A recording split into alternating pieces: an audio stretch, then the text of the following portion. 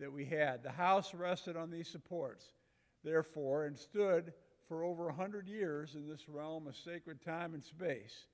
Those who lived within its precincts attempted to hurl judgment on ordinary human culture, though they themselves often unknowingly captive to it, and proclaimed the final triumph of the restored kingdom of God. So what does that mean? You're probably saying, what did he say there?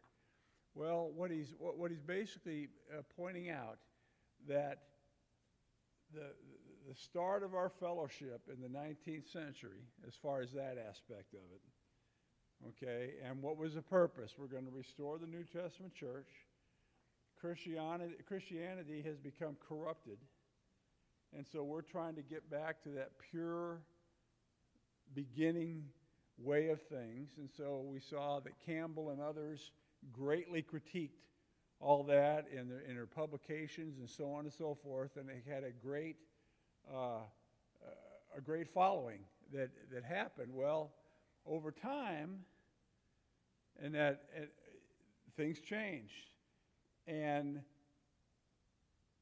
we became more like that which was being critiqued, and so things changed, and so yet still held on to the way of talking about things.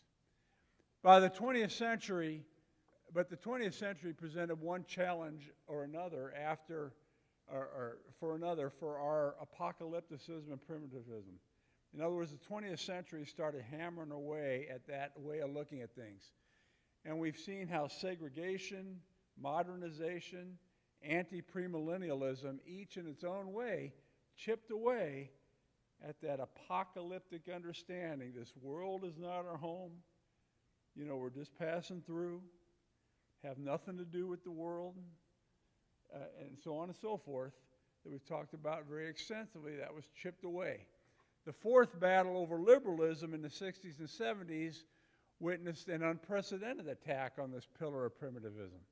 And so all these things are hammering away at that understanding that so fueled our movement. For years, Churches of Christ had altered or adapted the restoration vision to fit the worldly considerations that originally sought to escape.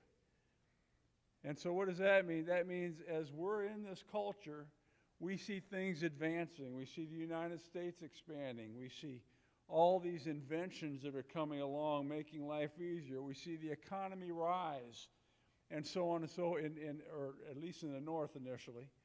And so those things got kind of adapted. They kind of made sense to many.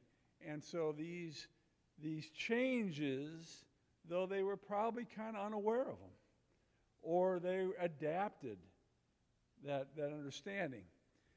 In this way, the realities of history swallowed up the ideals of our ancient faith, and the strength of the restoration vision slowly ebbed away. In other words, it was a process. Didn't happen quickly. By the 1960s, the restoration vision had especially fallen on particularly hard times. For most important Churches of Christ increasingly behaved like a denomination that had made its peace with the larger culture, though it continued to employ the language, if you will, of that countercultural primitivism that often defined things. In other words, you know, the old thing of, you know, the Church of Christ are the ones being saved, so to speak. Why? Because we think one has to know and understand certain things, and that if you don't, then you're not part of the part of the elect. And so some of that language stayed on, even though there was an adoption of so many of these other things. And so pretty much we were much more like everybody else than the times we wanted to realize. Members who felt at home with our church's public behavior increasingly found the restorationist rhetoric irrelevant, if not offensive, and many who prized the restoration vision above cultural accommodation felt betrayed. Put another way, we as Churches of Christ could not decide if we constituted a sect, separate from the world, different, or a denomination, more like everybody else, though we resisted both labels. In the midst of our indecision and confusion, the restoration movement vision grew blurred, and the identity crisis kind of ensued in that last part of the 20th and into the 21st century. In other words, who are we? And so, again, great change. People go in different directions. Beyond this, other factors undermine the restoration ideal. The general failure of our fellowship to speak meaningfully to the pressing ethical issues of the 1960s. Remember, we covered extensively that the civil rights, that in our major publications and things like that, it was just kind of ignored. It wasn't dealt with, even though in culture and society, these were huge on what was going on. And it convinced many, especially the young, that the restoration vision, those things that were considered so important, it just didn't resonate, didn't make sense. That in keeping and doing things certain ways and understanding certain things, that in itself, how is that helping us deal with these major issues of our time? And so for many, that created the problem.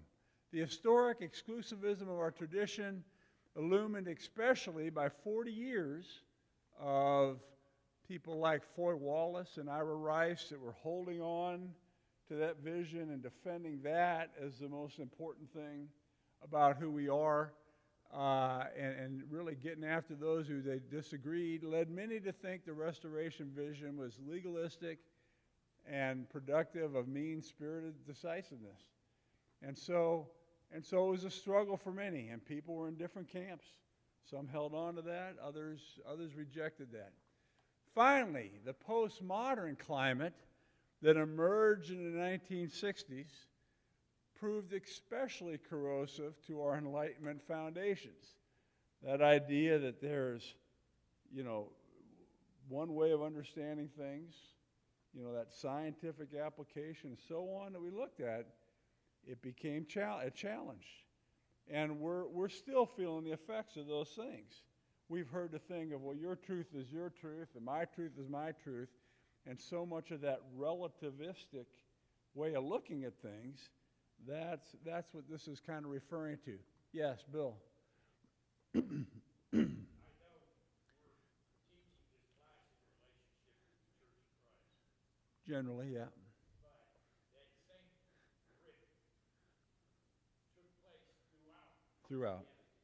Throughout. The Baptist Church in this situation could be described exactly the same way. It was the Nazarene Church. It was the Catholic Church. Correct. Even in Judaism, Yes. this grip has taken place in the 60s. And in society in general, Yeah, just across. And we've stated that many times. It wasn't just us. We're just kind of looking at more through our particular eyes. But yeah, this was a time of major, major change. Some would say that was very good, and others say it was the worst thing to happen. in my case, what made me think of that was a lot of my friends growing up were Catholic or Baptist. And all of a sudden, I felt kids that were in the past separated from me for some reason, maybe because of religion, all of a sudden were accepting me, or we were closer. Our thought waves were more focused on different things other than whether this Catholic friend of mine is going to go to heaven and I'm not Mm-hmm. because he's Catholic. Mm-hmm. Well, looking at things in that way, dividing it up into groups, that certainly lessened.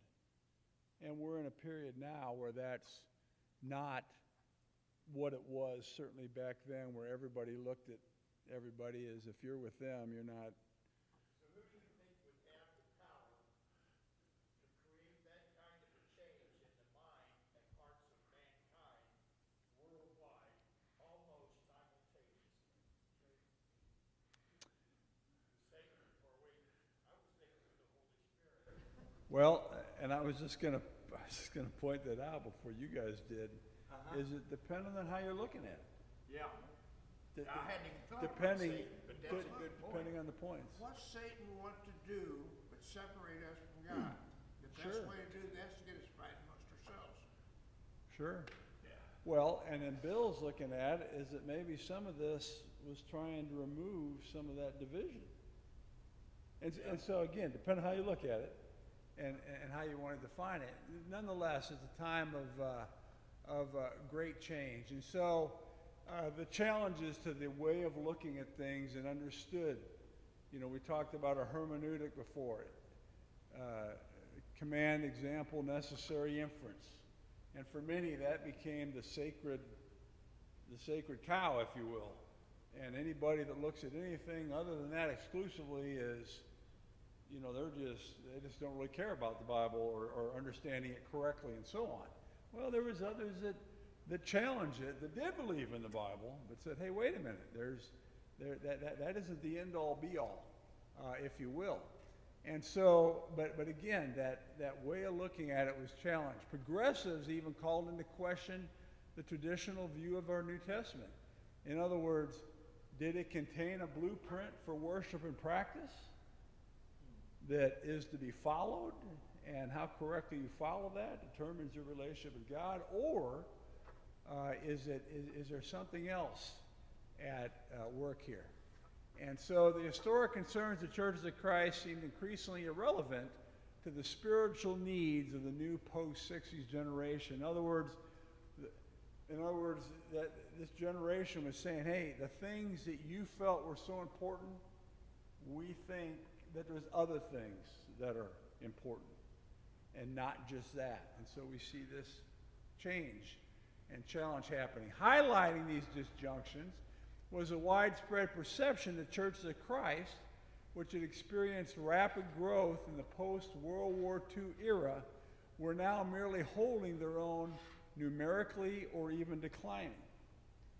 Now, I became a Christian in 1981, campus ministry in Kirksville, and I know that this understanding that they talked about that. Churches of Christ are the fast, and this was by some that these figures would say this was already past, but they were, you know, that was told to us. And so as a young man, seeing things and understanding things that were being pointed out in the Bible to me, I go, well, that was probably a good thing. That means I'm with the right group, so to speak.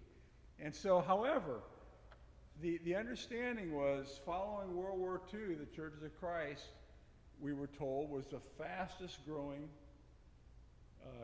group there was in at least Protestant Christianity. And we've all heard that and know that.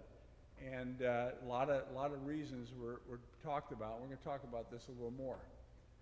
The malaise was only compounded by suggestions that total membership in Churches of Christ might be less than half of the previous estimates. In other words, in the 80s, where those figures came from that determined that said we were the fastest growing came under question by our own people that were Flavel Yakeley, who if you're into this kind of stuff, you probably recognize that name.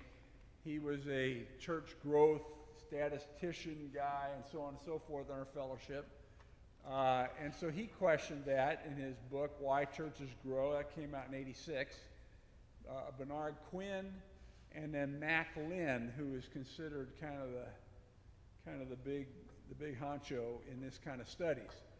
So Churches of Christ, as we said, were heralded in the 50s and 60s as one, if not the fastest growing religious group in America.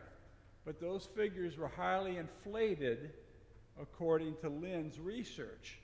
Lynn was then a teacher of ministry and church growth at Harding University Graduate School of Religion in Memphis, and discovered that when he conducted a national survey in 1980, before prominent church leaders, Batzelbert Baxter and Norval Young, died, Lynn asked them each separately about the figures they reported to the Yearbook of American Churches and Encyclopedia Britannica, respectively. In other words, there are those that are out there trying to find these statistics, not just in our group. And so they go, when they're looking, they try to find the particular group and who might represent them, just like, you know, they went to David Lipscomb for the census of '06 to find out that the split had happened, though it really happened a long time before that. And so he's asking them, where did you come up with the statistics that you reported?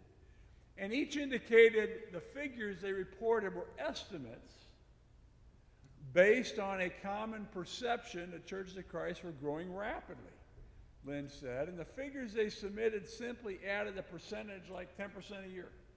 In other words, there was assumptions and not real data, is the point being made, including Rule Lemons, who began to use these figures. And so what happens? He puts them in the Fern Foundation, and it gets passed on and on and on, and soon that becomes the reality, instead of it necessarily being based on the real hard data. And that's how things can happen.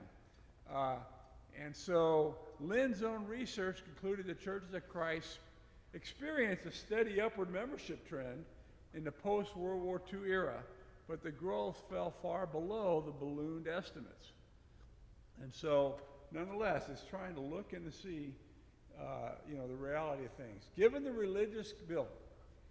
Okay, this is Lynn's opinion.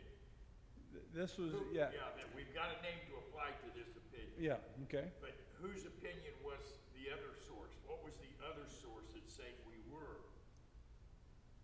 Well, he's explaining how that understanding came about.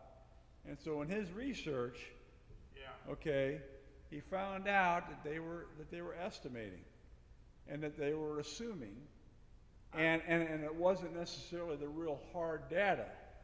And yet we understood that and assumed that was correct. Now again, that doesn't mean there's deception going on or anything like this. It's just that it's, when you dig a little deeper, you found out that the sources of the information of the huge exponential growth were not as clear and obvious as we once thought. It also doesn't indicate that Brother Lynn is accurate. This is his scientific estimate. Correct. From digging into the details that most of us don't. There's no way of really telling, though, is there? Well, It's like you don't fill out on your census form, what church you go to. There's no real accurate data. For example. What? What? Well, he did. He conducted a survey. He did. Now, he went and asked. Now, the challenges with surveys, just like when we've had surveys here in the past, Like polls. not everybody answers them, right? And so it can glean some information, but it may or may not be as anyhow. So there are those that said, hey, the growth happened, but it probably was not quite to the extent that we previously understood it. And so he's just trying to get it more accurate. Cam, were you going to say something? Well, what it came down to is we had a scientific estimate that was taught as fact. Yeah. So I'm guessing it's about this big, but I'm going to tell you this is how big it is. Based on this, it's this. But it was a fast growing. Sure. Church. Yeah, It sure, was had fast growth. growing during the Yeah, I remember. 50s and 60s. I remember As were many vividly groups. Congregations growing. My own congregation grew from somewhere around 125 to up close to 400 in my growing up years. Sure. That's a guess. Sure. But Based on how many years it's been used. but it still is to take an estimate, to take something that somebody has estimated to be a fact, and then teach it as fact. That's where the problem comes in. Yeah. Sure. And you know what? That could be with anything. Well, And sure. what was the joke Any about preaching? kind of information about, some historical thing, or, George Washington, the cherry tree. That was, many understood that. Well, it turns out maybe that wasn't so. But, What you basically had here was preacher count. You know what a preacher count is? You Yeah. count the number of eyes, Yeah. divide by 1.5. yeah, I think that'd be a good, I think that's a good analogy there. Probably for that. And so, yeah, so, it's not, somebody's not No. trying to be deceptive or things like this, but then you realize that, how challenging information is. When they do the United States Census, we've all heard the problems with the census. That, even though they try and try and try, it's his best guess of an estimate that they can come to, and yet they know they're missing things. Yeah, Every Bill. poll that my dad ever participated in, he was a staunch Democrat. When he went to vote, he'd say to me, Billy, I'm a different person in that poll booth. You know the reason he said that he was a Democrat? He was a pipe fitter. If he wanted his job, he had to be Democrat back in the 60s. Correct. So, and it can work the other direction too. And so you're right. There's always these The polls these have been variables accurate. that, and you just don't always know, what are the why. And so while it's helpful. Anyhow, so given the general religious climate of the United States during the 70s, the liberal denominations were rapidly losing members and conservative denominations were growing in leaps and bounds. That is so. And the disturbing stagnation of our congregations prompted various reactions from our leaders. And so this was a time when Churches of Christ should have been, by any measure, making our greatest gains, and some have kind of realized maybe they weren't as great as we thought. Now, as a boy, I remember when I was growing up, and not that it meant anything to me at the time, we went to a disciples congregation. And I don't fully know why, but I think it was because I found out much later that my great-grandfather was a disciples preacher out west. And so, however, they're traveling around, and they, and that whole way of things, other than the located preacher per se. And so there was some restoration roots in the family, but didn't realize, didn't comprehend it, didn't mean anything as far as that. And I assume maybe that's when my dad started going there when I was growing up. But anyhow, I remember these things happening. Of course, the disciples were labeled the very liberal, and there's reasons for that, and some of them very well earned. But nonetheless, and I remember my dad talking about, these things, and it was in lots of stuff. And of course, with this information, the more conservative congregations, the response was often, we could have told you that. And this is where there's real religion, if you will, and not that. And so they reveled in those things as to what. And so this was something that really did happen. There was a famous book at the time called Why Conservative Churches Are Growing that was at the time, and it was marked by Diane M. Kelly's book, and Newsweek's proclamation, and many of us remember this, that 1976 was the year of the evangelical. And so that was on the cover. And of course, who was elected that year? Jimmy Carter. And if you remember, there was a lot made about him and his faith, which he obviously continued in. Certainly to the very end. And so, I don't know if you remember that he did an interview with Playboy that was very famous, where he admitted to having lust in his heart. And that made headlines over everything. You remember that, right, Ken? Yeah, and that was huge at the time. Well, things were important, and this was going to be the rise of the moral majority, and so on and so forth. It was going to have a lot of effect, and certainly in conservative politics, certainly for a while following that. And it was a sudden proliferation of non-denominational Bible churches that attracted hundreds of thousands of members in suburban neighborhoods throughout the United States. This time, the playing fields belonged to the fundamentalists, the Pentecostals, the evangelicals of various stripes. And Churches of Christ, for the most part, were kind of not in that. Now, why is that?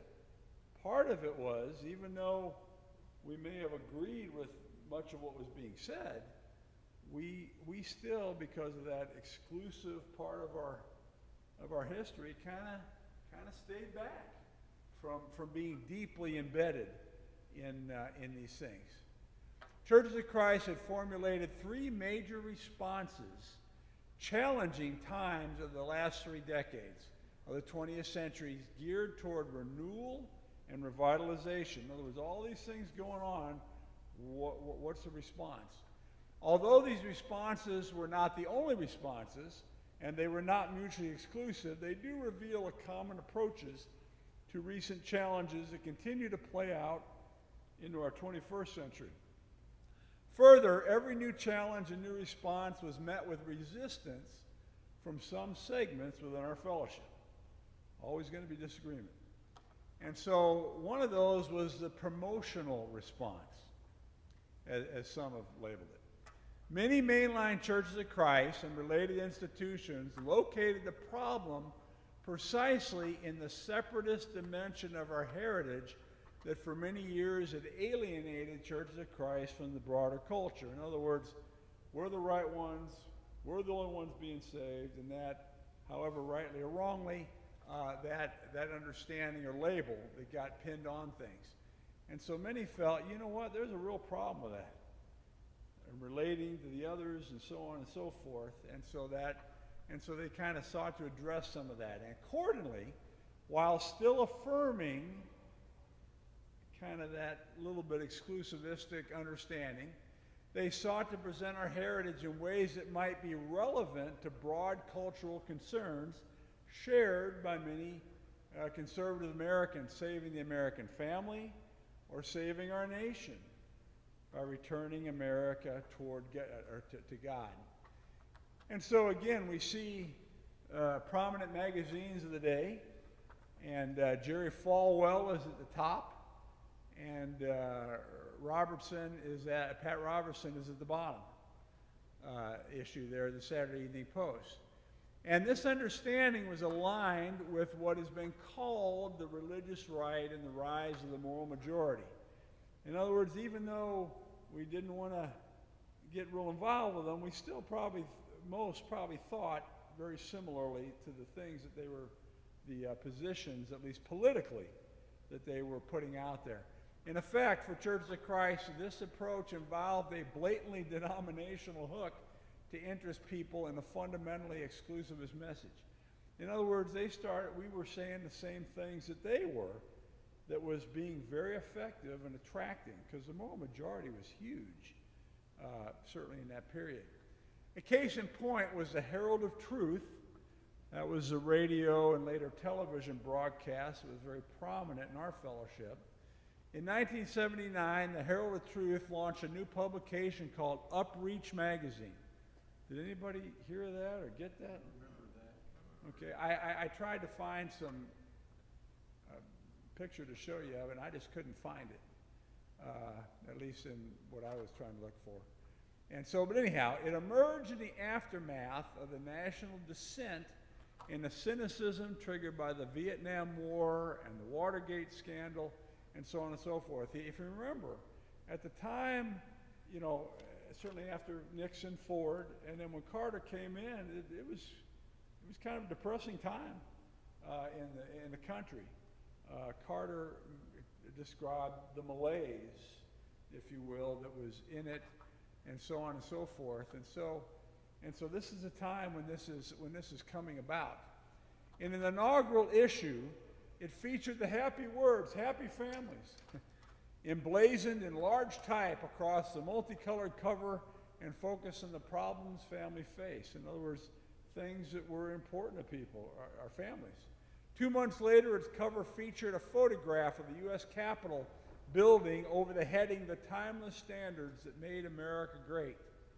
One of the principal articles that month, "When We Cease to Be Good," featured an extract in bold type, "America is great because God is good, and America ever ceases to be good, America will cease to be great." And probably we've heard those phrases and things certainly before. And not that there's disagreement with that per se, but what you see is you see this connecting of Christianity with American culture, history, thinking, and equating those things. And we'll talk more about that as we go along. In June of that same year, and this picture was not from the cover, but I think illustrates that ideal kind of thing, and the family, and going to church, and happy, and so on and so forth. In June of that same year, the cover featured a pastoral scene with a heading denoting the issue's theme, "America's Search for a Better Way." If Upreach conveyed any fundamental message in these early issues, it was this: America was born a Christian nation and could be saved from slipping into national decline only by returning to its Christian roots and traditional family values. This nationalistic Christian perspective and traditional family values were at the heart of this agenda. In the burgeoning cultural wars of the time, where themes were the mainstream churches of Christ embraced. In other words, they're talking about these cultural things and embracing it. And it was attractive, because it was attractive to those other groups that were doing it, and so we've jumped in. There can be little doubt that Upreach, along with its parent, the Herald of Truth, stood in the tradition of what was the new Christian leader. That was what Clinton Davidson had formed in the 30s, as we said. It was kind of combating the things of Foy Wallace and others, and sought to present the Christian faith in a positive and attractive terms. Upreach even offered a theological breath of fresh air with a strong emphasis on the love and the grace of God. Yet Upreach and the Herald of Truth found it difficult to abandon the exclusivist message that had characterized us for a century and a half. In the first several issues, Upreach provided its readers with hardly a hint of either historical restoration, commitment of Churches of Christ, or to a sectarian orientation. It made only passing reference to Christian theology, and in those references it emphasized only basic biblical themes held in common by most Christian denominations. Its opening editorial described its Christian orientation in the following terms: Upreach is a magazine for better living. To us, better living is righteous living. We believe that God is the Almighty Creator, that Jesus Christ is the only begotten Son. The gift of God is love, sent to lead men back to God. We believe the Bible is God's inspired revelation, the instruction manual, if you will, supplied by the Creator. We believe the man is made in the image of God, and that man has been corrupted by sin, and man's greatest need is to fulfill expectations of his Maker. And we believe the church is in Christ. We believe that the church is Christ's body on earth, and that participation is essential to a right relationship with God. In other words, sounds pretty good. I don't think we have any complaints with that for sure. The casual reader who chanced to see Upreach magazine during the first few months of existence might well have considered a publication much like Guideposts, and we've all seen Guideposts, sitting at the dentist's office or the doctor's office or wherever while you were waiting. And of course, that's a magazine of this kind of tone, and devoted principally to the promotion of conservative American values sustained by strong Christian sentiment. If Upreach represented Churches of Christ, then those first several issues portrayed Churches of Christ, in a sense, as a Protestant denomination. The content wasn't really any different, fully in sync with our traditional American values. And 8 months later, Upreach published an unflinching sectarian and restorationist issue centered on a theme: what to do when your church leaves you. And of course, part of that is getting in that sediment of why there was a lot of people that left the more liberal denominations. And again, there was a lot that left. An article with that title suggested that many denominations had their original moorings and now floundered in this maze of liberalism. It counseled delusioned church members to seek out fellowships of people who seek to be Christians only. Churches of Christ around the world, though independent and autonomous, are seeking to restore the faith and order of the church which Christ died to establish. If your church has left you, perhaps you're ready to take a fresh look at the church that Jesus built. And so, again, putting in that historical perspective. Another article defined the church that Jesus built as the Church of Christ, meaning the name on the building, describing the tradition in terms almost identical with those that John R. Howard had that we presented some time ago, and that was the beginning corner of the Church of Christ identified, and that was an article where he listed these points of what the true church is, and he talked about the marks that were put on trees, boundary markers and things like that we looked at somewhat. With the Bible as our only guide, we seek to find what the original church was like and restore it exactly. We do not conceive of ourselves as being a denomination, nor as Catholic, Protestant, or Jewish, but simply as members of the church which Jesus established, for which he died. And so again, we see much of the familiar descriptions. No one can miss a point. Upreach included the issue in a 2-page chart with the heading, A Quick Look at Church History. And the church listed several well-known denominations along with the circumstances surrounding their origins and the dates of their founding. The Church of Christ headed the list with a founding date of AD 33 that we've seen on the cornerstones on many of the church buildings that were built.